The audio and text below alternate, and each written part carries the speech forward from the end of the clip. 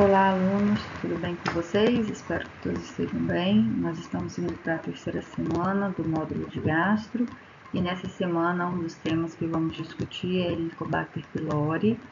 Eu já passei referência para vocês e basicamente a referência são os consensos, que é o que tem de mais atual. O quinto consenso de Maastricht, que é o consenso internacional, e o nosso consenso brasileiro, que é o quarto consenso brasileiro de H. pylori. Vocês precisam ler obrigatoriamente o quarto consenso brasileiro de H. pylori e o consenso de Maastricht é mais como uma leitura complementar, certo? Nessa aula eu vou estar só destacando os principais pontos do consenso e acrescentando um pouco da minha experiência clínica também. Em relação às dúvidas, vocês podem encaminhar e-mail para mim, que se encontra nesse slide, ou pode também no fórum estar colocando as dúvidas de vocês. Eu vou estar entrando para ver essas dúvidas.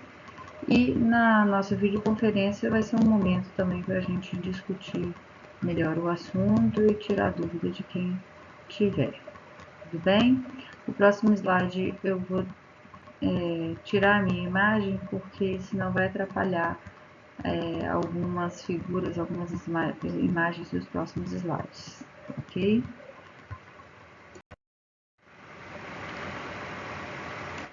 Inicialmente, então, é importante a gente salientar que o H. pylori tem uma distribuição universal, sendo que ele é mais prevalente nos países em desenvolvimento, como o Brasil, que a gente pode ver que tem uma prevalência de 70% a 80% da população com presença de H. pylori ou que já teve contato com H. pylori. Assim como o Brasil, o Japão, apesar de ser um país desenvolvido, também tem uma prevalência importante, grande de H. pylori e outros países asiáticos também. Lá no Japão, além da alta prevalência do H. pylori, o câncer gástrico também é muito mais prevalente do que o Brasil. E por conta disso, os consensos japoneses, os consensos asiáticos, têm uma abordagem um pouco diferente do que o nosso consenso brasileiro e o consenso de Maastricht, em relação a rastreamento de câncer gástrico e tratamento de H. pylori. O H. pylori, como vocês já sabem, é uma bactéria que possui flagelos, e esses flagelos são importantes para atravessar justamente a barreira de muco que a gente tem no nosso estômago. Então, após atravessar a barreira de muco, a bactéria consegue, o H. pylori, se aderir ao epitélio da mucosa gástrica e lá, através da sua atividade da urease, consegue transformar ureia e água, junto com a água, em amônia e CO2. Essa amônia vai ser importante para neutralizar todo esse ácido que tem no nosso estômago, e o CO2 liberado, a gente vai ver mais para frente um pouquinho, é importante também como método diagnóstico de H. pylori. Assim como o H. pylori consegue criar esse ambiente favorável à sua replicação, então o H. pylori vai se replicando nessa mucosa, e a própria replicação, a própria presença do H. pylori vai causando inflamação dessa mucosa, que pode gerar uma lesão ulcerada nessa mucosa, e pela quebra dessa barreira de muco, a própria pepsina e o ácido clorídrico também pode causar lesão da mucosa. Então, a lesão da mucosa pelo H. pylori se deve pelo próprio H. pylori, causando um processo inflamatório, e também por lesão direta do ácido e das pepsinas encontradas no estômago. Esse quadro aqui é importante para a gente entender como que o H. pylori pode se desenvolver, quais são as complicações e a evolução, na verdade, a evolução do H. pylori após uma infecção. Então, geralmente, a infecção do H. pylori se dá na infância, certo? Causando infecção aguda, que em alguns casos vão se cronificar. Quando essa infecção se cronifica, ela pode se predominar no antro, que aí a maior chance é de causar úlceras duodenais. Ela pode também ter um predomínio em corpo, é menos comum, o predomínio maior é em antro, e aí no corpo ela causa uma gastrite atrófica que pode levar a metaplasia intestinal, a displasia e o câncer gástrico, que é conhecido como a cascata de Pelayo-Correia, e também pode causar úlceras gástricas de corpo. Também existe a forma que a gente chama de pangastrite, que não há um predomínio nem em antro nem em corpo, que pode levar a formas assintomáticas, assim como todas as outras formas, e também pode vir a desenvolver o linfoma Malte, que vamos falar na frente mais um pouquinho dele também.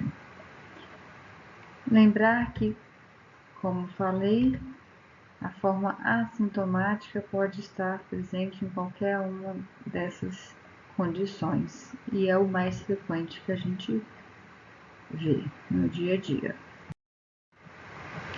Então, o Helicobacter pylori pode estar relacionado, como já falamos, ao linfoma Malte, menos de 1% dos casos, tá?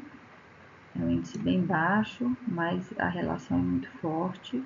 Úlceras tanto duodenais quanto gástricas, em cerca de 10% dos casos. Gastrite atrófica um pouco menos, né, em 5% dos casos, levando em algumas vezes ao câncer gástrico, que chega a 1%. E, teoricamente, todos os pacientes infectados com H. pylori vai ter algum grau de gastrite aguda ou crônica, né? Lembrando que não necessariamente esses pacientes vão ter sintomatologia, não é o fato da gente ser portador de H. pylori que nós vamos ter sintoma, certo? Em relação ao diagnóstico do Helicobacter pylori, o que nós temos, né, de mais usado em nosso meio é o teste rápido da urease, que é feito através da endoscopia, colhido biópsia tanto de corpo quanto de antro, que tem uma boa sensibilidade com especificidade, certo? E esse teste, ele consegue, como o próprio nome diz, dar um resultado rápido de forma indireta, mostrando se o paciente tem ou não a presença do H. pylori pela atividade da urease do H. pylori. Existe também a histopatologia, que também é feita por endoscopia, feita biópsias que são processadas e aí são usadas colorações geralmente especiais. A Ginza é uma das mais comumente usadas, que tenta identificar o H. pylori da mucosa gástrica, geralmente em campo de maior aumento, sob imersão. Tá? Esses dois testes são os mais usados no dia a dia, é o que a gente vê com mais frequência nos ambulatórios. E o teste da urease respiratória, apesar dele ter também uma ótima sensibilidade, especificidade, e também ser muito bom para o acompanhamento, porque esse paciente depois não precisa fazer uma nova endoscopia para pesquisar, confirmar a erradicação da H. pylori, ele não está disponível no SUS, né? Então a gente não tem acesso a ele de forma fácil. Em clínicas particulares e alguns convênios a gente ainda consegue fazer. Cultura não é feito no nosso meio, só em centros de pesquisa. O ELISA, que é um teste sorológico, serve mais para avaliação da incidência, né, prevalência do H. pylori na população, mas para dados epidemiológicos, né? Que uma vez que o paciente já teve contato com H. pylori, ele sempre vai ter um teste positivo. E a pesquisa do antígeno fecal, vocês irão ler, né, no consenso sobre ele, mas no Brasil ele não é disponível, pelo menos a nível da prática clínica, talvez só a nível de pesquisa mesmo. Ele se compara ao teste da urease respiratória, porque também não precisa de exame invasivo, né, e também serviria como forma de controle de cura do H. pylori. Então, só para exemplificar aqui o teste respiratório, né? A pessoa ingere um líquido contendo carbono marcado e esse carbono que está marcado, né, em uma ureia, se o paciente for portador de H. pylori, esse H. pylori através da urease dele, da atividade urease, vai transformar a ureia em amônia e vai liberar esse CO2 marcado pelo ar. E aí o paciente vai soprar um aparelho que vai identificar ou não esse CO2 marcado.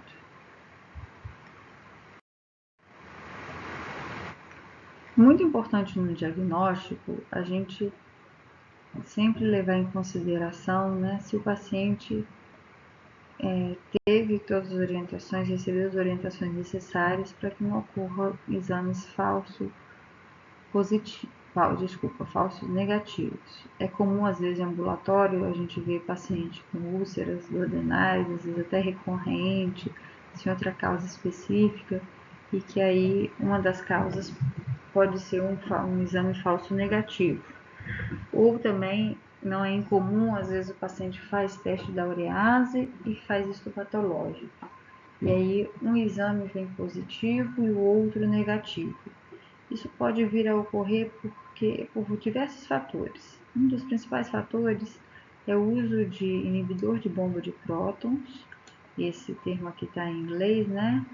O PPI, mas é inibidor de bomba de prótons, e antibióticos ou sal de bismuto. Então, o recomendado pelo consenso é que o paciente fique 2 semanas sem usar inibidor de bomba de prótons antes de fazer pesquisa de H. pylori e antibióticos e sal de bismuto pelo menos 4 semanas antes. Se isso não for feito, a gente tem que pensar na possibilidade, às vezes, de resultados falsos negativos. Em relação a indicações de tratamento, tem as indicações formais de tratamento, todas elas estão especificadas no consenso. Eu destaco aqui em relação às úlceras, né, que é o mais frequente da gente ver, uma das complicações mais frequentes no nosso dia a dia, lembrando que as úlceras podem ser tanto gástricas ou duodenais, e elas podem estar ativas ou cicatrizadas, tá? Mesmo paciente com úlceras cicatrizadas, se ele tem H. pylori, é muito importante que a gente erradique esse H. pylori, porque o risco dele ter uma recidiva da úlcera é muito grande, ou de fazer novas úlceras, né? Além disso, a gastrite atrófica, a metaplasia intestinal, como já falamos, né, que é um fator de risco para o adenocarcinoma, o linfoma MALT, pela relação direta do linfoma com H. pylori, sendo que em casos de linfoma MALT precoce, só a erradicação do H. pylori você consegue regredir e curar o linfoma MALT. História prévia de úlcera ou de sangramento em pacientes que fazem uso crônico de anti-inflamatórios e AS, ressecção de câncer gástrico precoce, né? Se ele já teve diagnóstico de câncer gástrico, foi ressecado, né? É importante a gente eliminar esse fator de risco. Isso também, o câncer gástrico em parentes, principalmente de primeiro grau, é muito importante na nossa anamnese, a gente sempre questionar.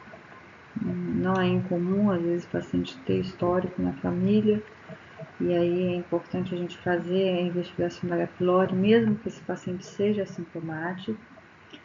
Anemia ferropriva, deficiência de vitamina B12, sem outra causa conhecida, também é uma indicação.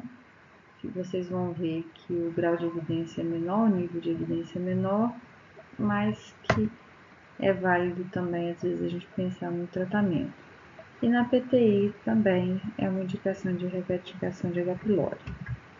Uma indicação de tratamento de H. pylori que não se tem nos consensos de H. pylori é em relação à cirurgia bariátrica.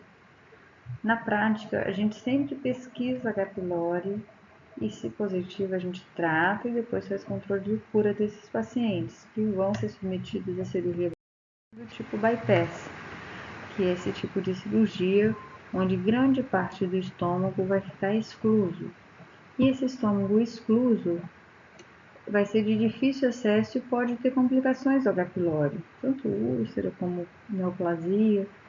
E como ele não vai ser um local de fácil acesso, né, pela derivação que foi feita, então é prudente a gente sempre pesquisar e tratar os casos positivos de H. pylori antes de fazer uma cirurgia bariátrica do tipo bypass.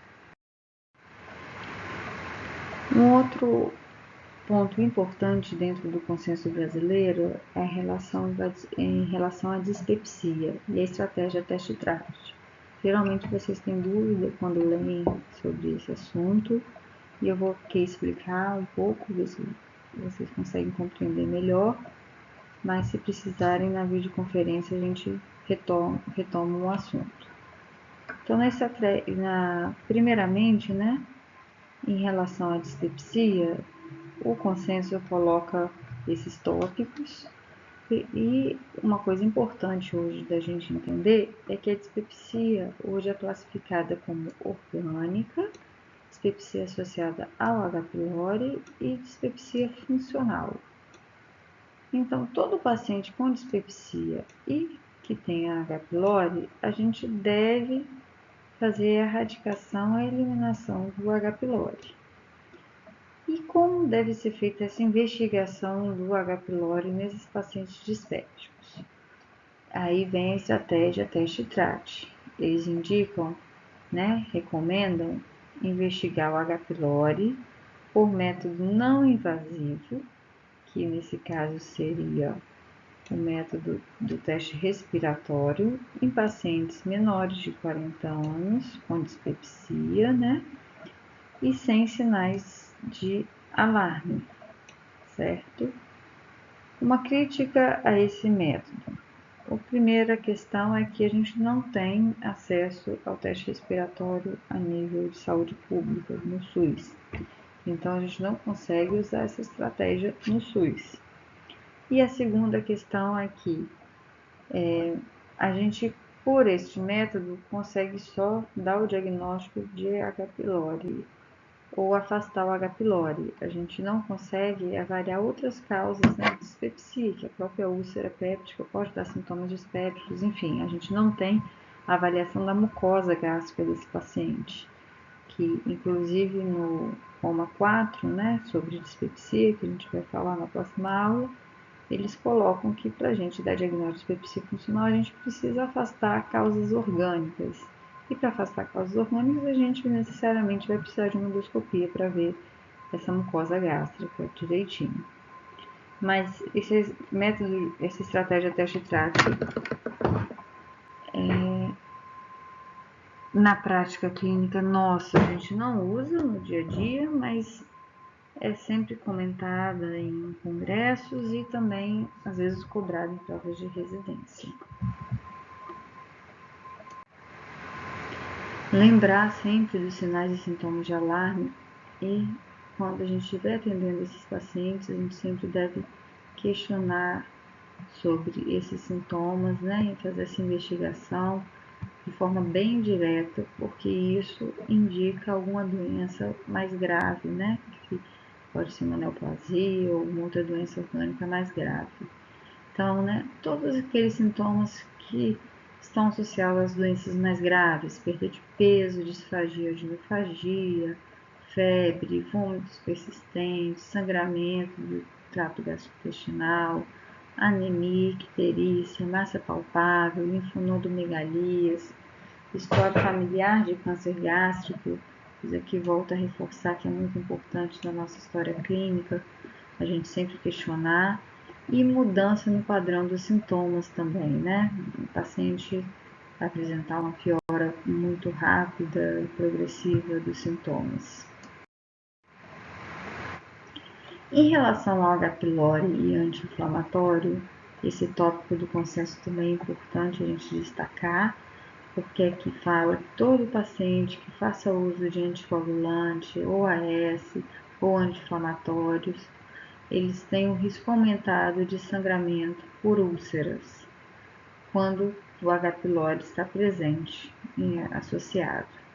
Então, pacientes que fazem uso, de forma rotineira, contínua de AS e anti-inflamatórios devem ser investigados e tratados para H. pylori quando positivos.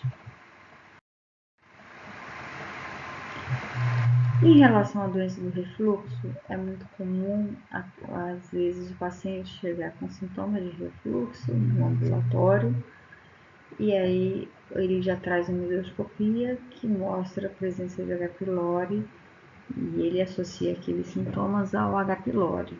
A gente tem que ter isso bem claro de que o H. pylori não tem relação nenhuma com a doença do refluxo, então o seu tratamento, a sua erradicação não vai nem melhorar e nem piorar os sintomas do refluxo. Nesse caso, o que a gente faz, a gente trata o refluxo do paciente, faz o tratamento adequado, faz as orientações dietéticas e de mudanças de hábito e reavalia posteriormente esse paciente. Uma questão que isso está mais claro no consenso de Maastricht, que eles colocam como uma opção de tratamento, apesar do nível de evidência ser baixo, mas com uma recomendação forte, é que naqueles pacientes que fazem uso contínuo de IBP, que vão precisar tomar IBP aí sempre. Então, esses pacientes devem sim erradicar o H. pylori. Por quê? Quando a gente faz uso contínuo de IBP, o H. pylori tende a migrar do ântro para o corpo. E lá no corpo ele tem maior chance de desenvolver gastrite atrófica, e a gastrite atrófica vir a causar uma metaplasia intestinal e as suas complicações que a gente já viu. Então, por conta disso, alguns pacientes com doença do refluxo que são IBP dependentes, que a gente chama, não conseguem ficar sem usar IBP, usam IBP a longo prazo, sempre. Esses sim vão se beneficiar do tratamento do H. pylori como uma forma de prevenção para a evolução de gastrite atrófica e metaplasia intestinal. O tratamento do H. pylori mudou a partir do quinto consenso de Maastricht, basicamente no seu tempo de tratamento. Anteriormente eram só 7 dias de tratamento, depois do Maastricht 5, eles já recomendam 14 dias de tratamento, por conta justamente do aumento da resistência do H. pylori ao tratamento tríplice que a gente já vinha fazendo, que a gente chama de tríplice padrão. Então, esse tratamento consiste, que até hoje é recomendado, a amoxicilina com claritromicina e o IBP. Lembrando que a amoxicilina é 1 grama a cada 12 horas, então é uma posologia um pouco diferente da que a gente usa para outras infecções e sempre por 14 dias, tá? Pacientes do SUS, a gente consegue prescrever essas medicações separadas e ele pega no posto. Em Vitória, se tem claritromicina para pegar no posto, então ele consegue fazer o tratamento todo pelo posto. As pacientes, a nível de consultório particular, a gente sempre prescreve algum kit pronto, que tem vários kits prontos para tratamento de H. pylori, e aí fica mais fácil o uso da medicação. Se aonde você for trabalhar, for prescrever, não tiver claritromicina no posto, aí não vale a pena prescrever o medicamento, o tratamento todo separado, porque o valor da claritromicina é basicamente o valor de um kit de tratamento de H. pylori. Então é melhor passar o kit dessa forma, tá? E lembrar que a gente sempre deve fazer controle de cura do H. pylori. Porque, como eu já comentei, existe resistência ao H. pylori, cada vez maior a resistência ao H. pylori. Num tratamento adequado, a gente tem uma chance de cura em torno de 60% a 70%, né? Então, é um índice muito baixo ainda de cura comparado a outros tratamentos de outras infecções. Então, a gente, sempre após o término do tratamento de H. pylori, a gente deve, pelo menos depois de 4 semanas, nunca antes de 4 semanas, fazer um controle de cura, que idealmente deve ser feito com teste respiratório ou antígeno fecal, mas a gente não tem antígeno fecal no Brasil. A gente, quando indica o teste respiratório quando a gente tem acesso a ele. Quando no SUS a gente não vai ter acesso a ele, a gente tem que pedir uma nova endoscopia. E essa endoscopia, a pesquisa deve ser por histologia, tá?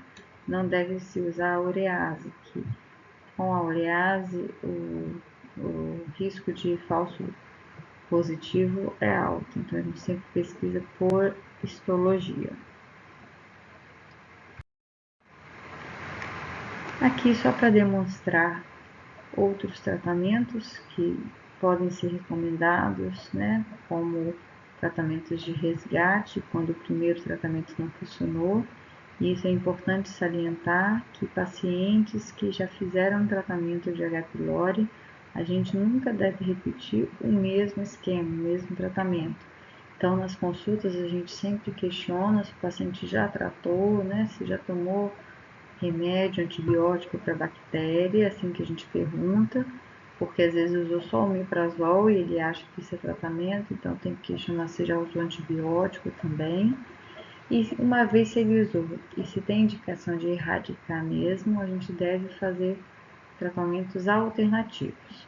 Atualmente a gente usa muito o tratamento tríplice com levofloxacin, que substitui a claritromicina, que é um antibiótico que o H. pylori tem maior resistência, e a terapia quádrupla com bismuto, usando tetraciclina e metronidazol. Hoje também é uma opção de retratamento, mas a posologia é uma posologia muito ruim, né? Além do metronidazol dá muito efeito colateral, então nunca é minha primeira escolha no retratamento. Geralmente tento fazer o retratamento com levofloxacin.